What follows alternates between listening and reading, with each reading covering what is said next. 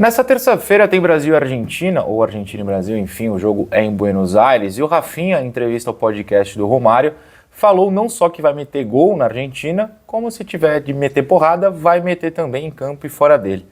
E vamos deixar bem claro de uma vez, por mim, tudo bem. O vídeo é sobre isso, eu sou Felipe Noronha, dono do Ouvinte Santos, e tenho um canal B aqui chamado Noronhismo para dividir algumas ideias que eu tenho de futebol e outros esportes. O Rafinha falou, nesse podcast do Romário, que foi o meu grande ídolo do futebol na infância, que vai meter gol na Argentina. Ponto. Depois foi questionado também se precisava meter porrada, se iria meter porrada caso necessitasse, e falou que sim.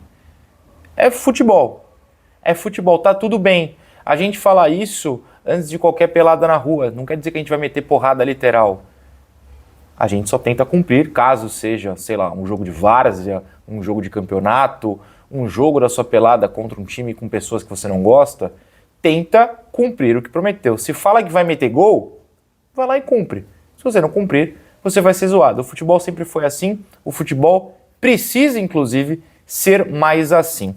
Mas muita gente tem criticado essa declaração do Rafinha, não eu, repito, reitero, estou elogiando, sob um certo falso moralismo. Vou pegar de exemplo o André Rizek, jornalista, claro, do Grupo Globo, trabalha no Sport TV, e talvez tenha sido a declaração que mais viralizou nas redes sociais, se opondo à declaração do Rafinha. Ele fala, principalmente, que foi uma falta de noção e inteligência do Rafinha. E aí eu separei alguns pontos para a gente debater, eu vou colocar o meu ponto, aí vocês podem debater nos comentários, é claro, inclusive comigo, que não é falta de noção, não é falta de inteligência, e que inclusive eu gostaria não só que isso acontecesse mais no futebol, como também eu gostaria que o outro lado falasse o mesmo, porque é divertido e eu não vou entrar em campo. Quem entrar em campo que se vire, mas eu vou chegar lá. É importante contextualizar que o Rafinha, da última vez que jogou contra a Argentina, salvo engano em 2021, tomou uma cotovelada do Otamendi na boca que nem falta foi marcada e tinha VAR. Ele tomou ponto na boca e tudo mais. É claro que ele não é fã da seleção argentina. É claro que ele tem rivais, para não falar inimigos, na seleção argentina. É claro que a rivalidade entre Brasil e Argentina é a maior para a seleção brasileira. E para a Argentina também, estou falando do ponto de vista do Brasil.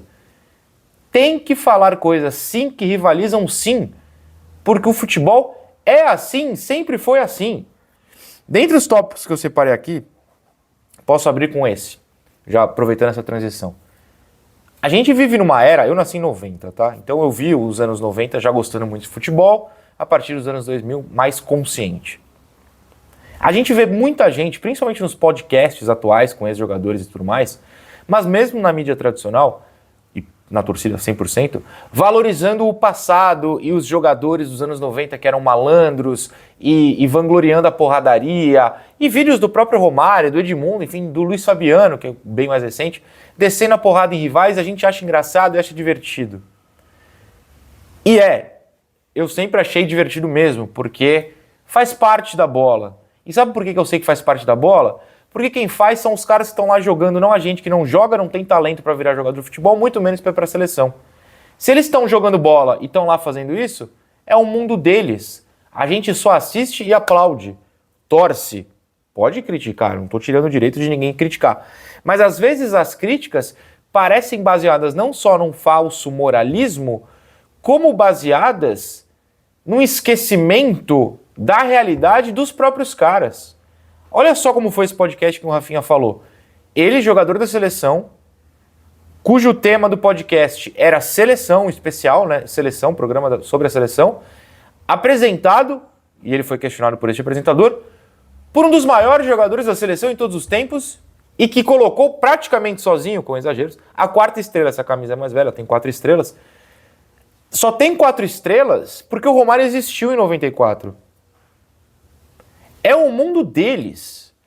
Eles falam sobre isso abertamente.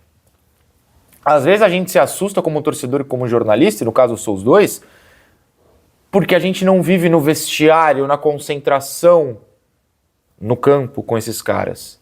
É outra realidade. Então quando você analisa sem se colocar nessa realidade, você faz uma análise fraca.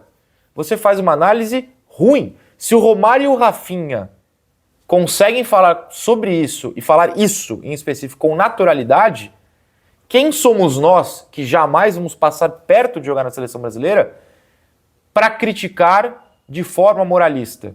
A gente pode criticar e falar, olha, eu como um torcedor do Brasil acho que isso vai dar motivação para a Argentina. Falta de noção de inteligência não é, porque no mundo deles é normal e é comum e tá tudo bem. Então, assim, se a gente passa por um período em que vangloriamos o passado, falamos que nos anos 90 futebol, malandragem, Renato Gaúcho, Romário na praia, concentração, balada, sexo antes do jogo e aparecia em campo e decidia e era maravilhoso, deixa os caras provocarem hoje também. Ah, mas o mundo mudou. O Rafinha não falou nada ofensivo, o Rafinha não cometeu crime, não foi racista, não foi homofóbico, não foi xenofóbico. Ele tratou um adversário como um adversário. Qual é o grande problema disso?